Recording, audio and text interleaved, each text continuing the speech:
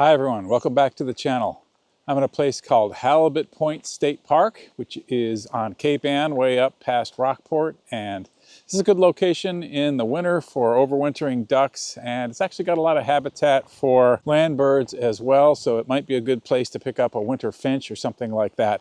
I'm not chasing a particular rarity here today. It seems to be a quiet weekend for rarities. There haven't been a lot of reports of things that I can chase. So decided to just come here as a location that I haven't been to for a while that's got some possibilities. So we'll see what we can find today. I started my visit by checking the interior areas of the state park for land birds, keeping my eyes and ears open for any sign of winter finches. Pine siskin and evening grosbeak have been reported recently from this location. However, things seemed pretty slow, and I assumed, wrongly, that this would be a quiet visit. I started heading for the ocean, and on my way I stopped at the abandoned quarry in the middle of the park, which sometimes contains a variety of ducks. Today it just had a small flock of gulls, which included some great black-backed gulls which seemed to be bathing.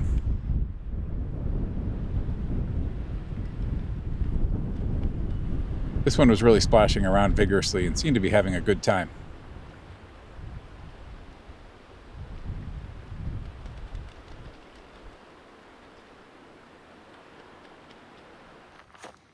No swimming is allowed in the quarry, of course, but I bet that every kid who grows up in the area goes for a swim at some point. The Halibut Point overlook is located at the very northeast tip of Cape Ann and gives a sweeping view of the ocean. On my way up the entrance path, I spotted a small bird on the gravel, which turned out to be my first good bird of the day, a snow bunting. I hadn't seen one since last winter, and I enjoyed watching it for a couple of minutes. This was definitely a reminder that winter is just around the corner.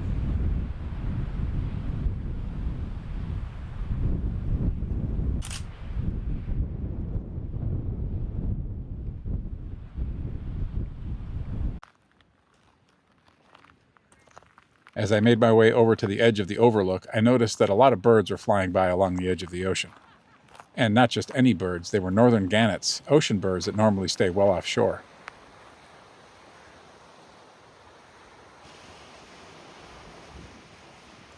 Here you can see a few gannets flying low over the ocean, heading southeast around the tip of Halibut Point. This is wide-angle iPhone footage, so those birds are actually pretty close. I switched to my birding camera, and almost immediately another group of gannets flew by, low over the water. A few other birders were there, and they told me that gannets had been streaming by steadily for the past 2 hours. Northern gannets are large birds with 6-foot wingspans that are known for feeding by plunge diving. They plummet into the ocean at high speed, allowing their momentum to carry them deep under the water in search of fish. Okay, wow, this has just been amazing. I thought this was going to be a bit of a quiet day of birding here, and I came up here onto the Sea Watch area, and because of the onshore winds, there's been this amazing flight of Northern Gannets that's been coming close to shore and flying right along the edge here where I can get good photos and video that I'll show.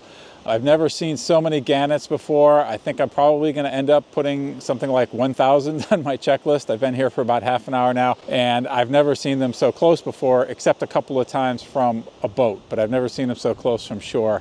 There's also flights of many other expected birds like common eider, scoters, long-tailed ducks, and there are also a few alcids out there, which I'm going to try to photograph, but just seeing so many gannets just been absolutely incredible. So I'll show some footage of that, and I'm going to look for some alcids. So fingers crossed, but this has just been amazing.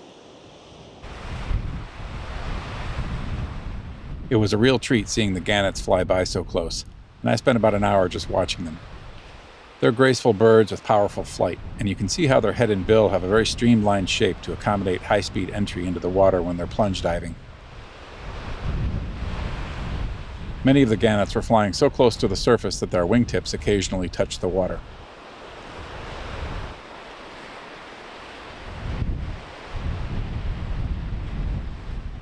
Northern Gannet is already on the year list, but my previous pictures were very distant, so I'm now able to add them to the channel life list.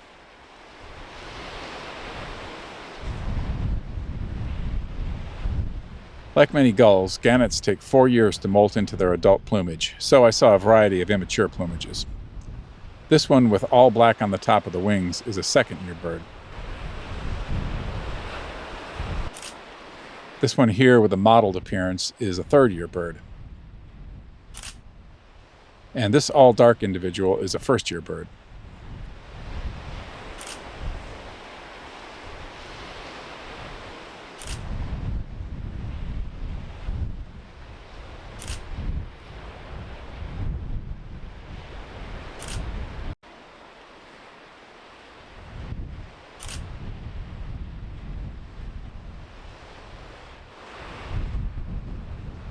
Moving on to other sightings, common eiders were also flying by in large numbers, which of course is a much more expected thing to see along the coast in winter.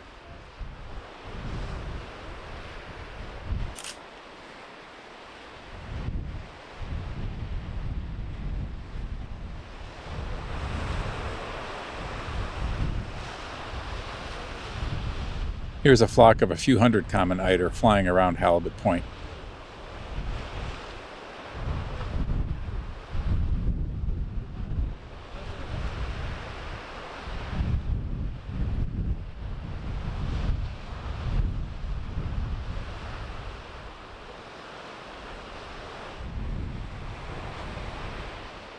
It's not always easy to identify seabirds in flight if you're used to only seeing them swimming on the surface.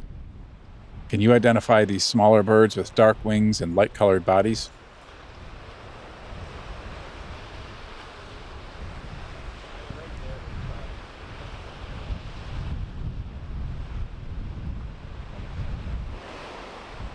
Here's a group that's a little bit closer.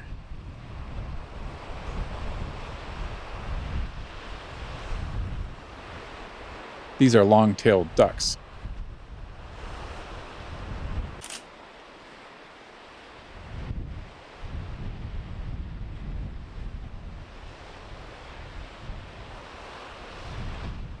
This group of very dark birds are scoters, but can you tell what species?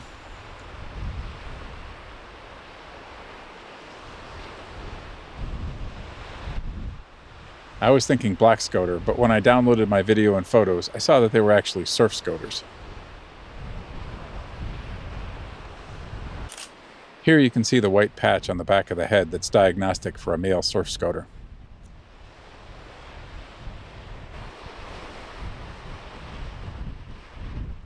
Here's a white-winged scoter that just caught something under the water.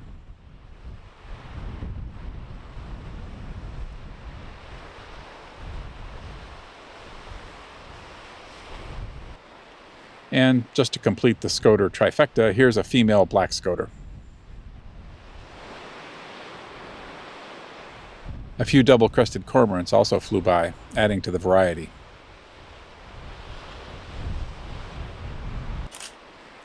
And I saw upwards of 100 common loons, which were often flying by higher than the other seabirds. The weather was quite good, bright overcast conditions which were ideal for photography and not too cold for November. The rain that was forecast didn't arrive until the afternoon, fortunately. Okay, it's about an hour later now, and I've come down from the overlook to get to this rocky area closer to the ocean. I wanted to just get a different angle on the birds as they come streaming along the coastline here. So from this location here, they're going to be kind of coming across this way, and I've enjoyed seeing them from that angle. I have to say, I think the first place, the overlook, was better for photography, but it's just been an amazing experience seeing so many birds, and I will have already shown them, so I won't go through them again. But I do have an update on the alcids. So I had a group of 4 razorbills fly by, and I got some flight shots, and they even dropped down into the water at one point, and then they kind of disappeared, and I wasn't able to get anything further. But these are distant. The alcids are not coming in as close as the gannets were, but we can definitely ID these as razorbills.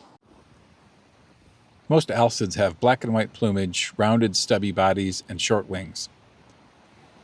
The biggest differences tend to be in the shape of the head and especially the bill. Of course, this is a challenge when the birds are far away, and taking photos that can be cropped into is very helpful.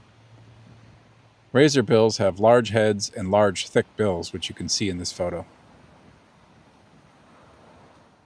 So Razorbill is a new one for the year list. So that is number 248 for the 2025 challenge. So maybe 1 minute after seeing the Razorbills, I had another alcid come by, took another bunch of photos of that one. I guess I was kind of expecting it to be a Razorbill, which is the most common alcid to show up here in Massachusetts. But when I looked at the photos, I could see that it was a murre. And because of the longish bill on this bird, this is a common murre. So another alcid for the day, got these right back to back. And common murre is bird number 249 for the year list. So we're really getting close now. I actually was thinking maybe I'm just going to finish this thing today, but that was about 45 minutes ago and I haven't seen anything else new. So it looks like we're going to wrap up the day at 249 here, and we're getting close. If you're paying attention, you probably noticed that the common murre looks a lot like the Razorbills that I just photographed. Here they are side by side. The overall shape and plumage is very similar, even including the partial dark neckband. The key difference is in the shape of the bill, which is much thinner on the murre. The thin dark line extending back from the eye of the common murre is also diagnostic, although hard to see at a distance. Harlequin ducks are a specialty bird at Halibut Point, where they can be seen in good numbers all winter. It's still early in the season, and I only saw a couple of them on this visit.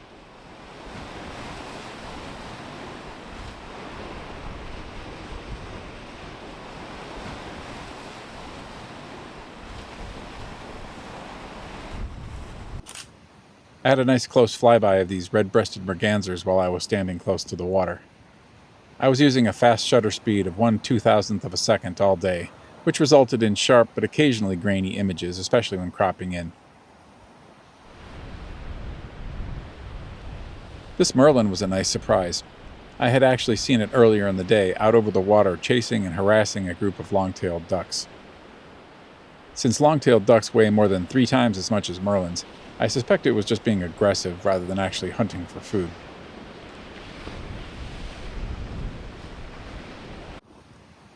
As I was about to leave, I actually managed to photograph a third alcid species, this black guillemot. I did add this species to the year list back in January when I photographed a very distant bird swimming off the coast on the other side of Cape Ann.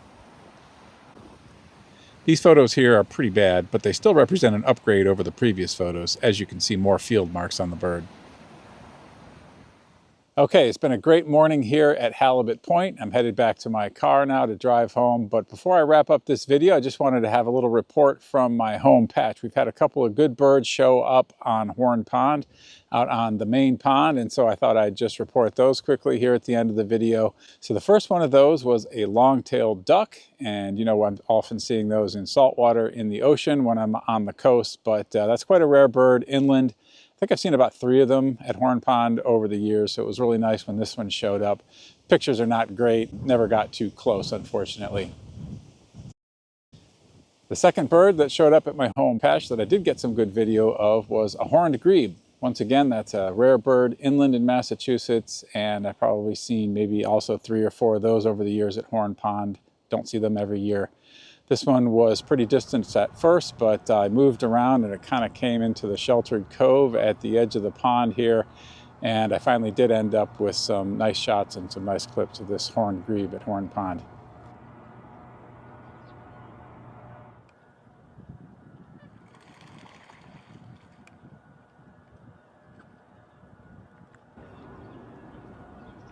When this grebe decided to hang out with the regular gang of coots next to the Horn Pond Causeway for a little while, I was able to get some close-up shots.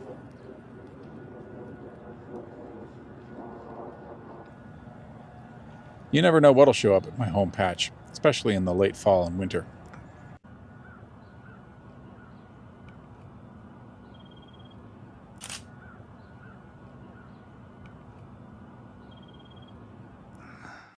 So my year list is up to 158. Not bad considering that I'm not focusing at all on Horn Pond this year. So thanks very much for watching, and I'll see you in the next one.